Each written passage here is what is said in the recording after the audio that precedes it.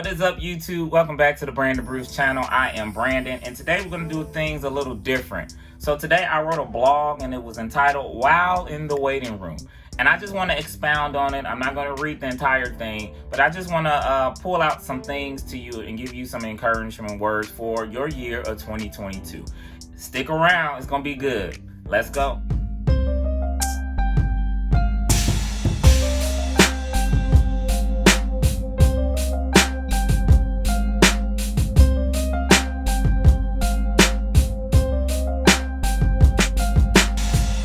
Once again, I just want to say Happy New Year to everyone. I really didn't get a chance to say it on the channel. I didn't place a video that said it, but this is the video that says Happy New Year. And I know we're 12 days in, and I'm recording this today on January 12th, but I still think it's going to be a Happy New Year. January, take the whole month just to recalibrate yourself and say, hey, this is a new year. Take time out and expound on that so that you can get it up here to know that it is a new year. It wouldn't be a new year until you change your mindset, until you change the things that you did in 21, 20, 19, 18, 17. If you change up those things for 2022, then it actually can be a new year for you. So let's dive into this blog post. You can follow this blog. You can view it at brandonbrewster.com. I'll link it below, and I'll put it somewhere right here where I am right here. You'll be able to see it. But if you go to my blog, I try to give a blog weekly, just of some inspiration, some encouragement, and something that can help somebody. That's all I want to do, encourage and uplift somebody. That's all I want to do. So I had this idea of the waiting room. And naturally, let's talk about it. When we think about waiting room, we're mostly thinking about being at the hospital, being at the doctor's office, waiting for your car to be serviced. You have all these places that have waiting rooms. Well, what happens in a waiting room? We're waiting for our name to be called. We're waiting for our number to be picked. And we got all walks of life. You see kids sometimes. You see grandmas, moms, sisters, brothers. You see everybody. And everybody in there, some are reading books, some are reading newspapers, some are asleep, some are eating, some are doing just anything. And what's the thing about it is you have this valuable time in a waiting room, and it's almost like you're stuck in it. You can't go anywhere. So let me pause there. So I've set the scene right there. Remember that. So let's go over here. All right. So I'm talking about the waiting room of life. And for me, for the last 3 months, I felt like I've been in this waiting room of life. Like, what's going on? Why am I not being called? I'm ready to go on to the next level. It's like when you play a video game, you're trying to beat this level, but you never beat it, and you're still on this same level. Well, that's how I felt. So for one example, for the last 3 months, I've been applying for jobs. I wanted to get a new job. What I do now, I've outgrown what I do now, and I'm looking for something bigger and better, to be challenged, and I want to feel appreciated. Those are my reasons why I am wanting to find something else. So I've applied here, applied there. I've probably done over 40 applications in the 3 month span, and I haven't got a new job yet because people ain't calling. Yet the news people are saying that there are jobs, nobody wants to work.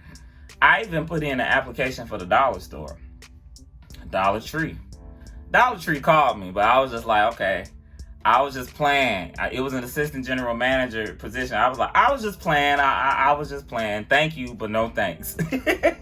I mean, I'm not putting anybody down who works for Dollar Tree or whatever, but I got real bills. I have a mortgage. I have a car note. Like, I have a dog, and dogs are expensive. So, yeah. But, man, it's hard out here. What are these jobs that they say that's hiring? And, like, I don't think I have unrealistic standards, but I'm not going to go to another job and make less than what I make. That's not what I'm trying to do. But, so I took it to God in prayer, and he responded. And he told me simply to continue what I'm doing and do it well. And I was like, wait, like, that's it? Like, you want me to just continue what I'm doing and do it well? And I'm like, yeah, like, do what you do and do it well. And that means, like I already said, I'm I've outgrown my job, and I'm ready to go to the next thing. That doesn't mean I slack off though. And I'm gonna encourage you and tell you, like, if you feel like that, it's not time for you to slack off. It's even a time for you to do more than what you've done. But what you're not gonna do is slack off because you don't think you don't think they see you, or you don't think they appreciate you. Like, don't slack off. That was the word I got. So I was like, okay. And it's so easy to do it because you like, oh, well, I'm going to do what they doing. You not them. You not them. God has called you to a higher place. How you want greater and bigger and you going to slack off? You don't want that to be attached to your name. That, oh yeah, at the end of their term, when they thought they were leaving or quitting, they slacked off. They didn't do this. They didn't do that. Like, nah. Don't let that be a part of your character. So, I began to do what I was doing well. And not only that, I just began to tap into the things that I should have been doing, and like making more YouTube videos, writing blogs, working on music. I got back to those things. And when I did that, and I still was applying for jobs, I still was, anything I seen come through, I would apply. And I noticed, like, when I did that, like maybe the last few weeks of December, I actually stopped searching so hard for jobs and putting in, because I already had stuff in. When I stopped back, and it's kind of like when you let go and let God.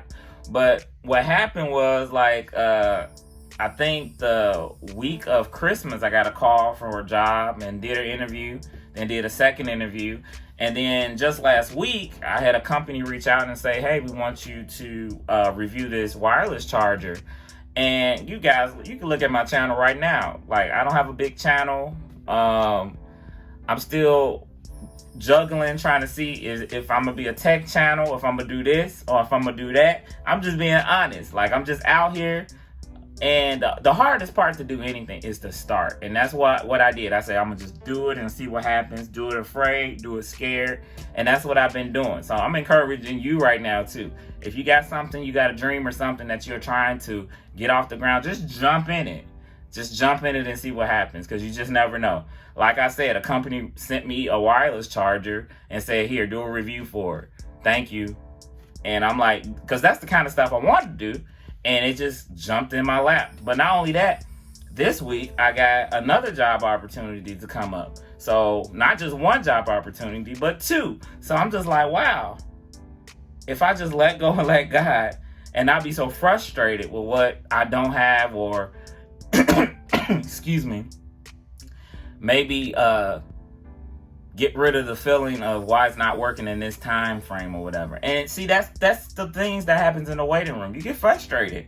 You waiting on the doctor. I remember I went to the doctor last year, probably like it had been 7-8 years before I got a checkup. I went to the doctor and I waited for like an hour, and I'm like, dang, like I'm frustrated. Like, dang, I could have just came late. Or I could have, and that's how you feel when you're in this space of waiting. But now what I'm beginning to do is to pick up those things that I'm doing well and continue to do them well while I'm waiting. It's not that I'm forgetting. I'm in a position of expectation. Like, any day now, somebody call and be like, hey, we got your resume, boom, boom, boom. I'm ready.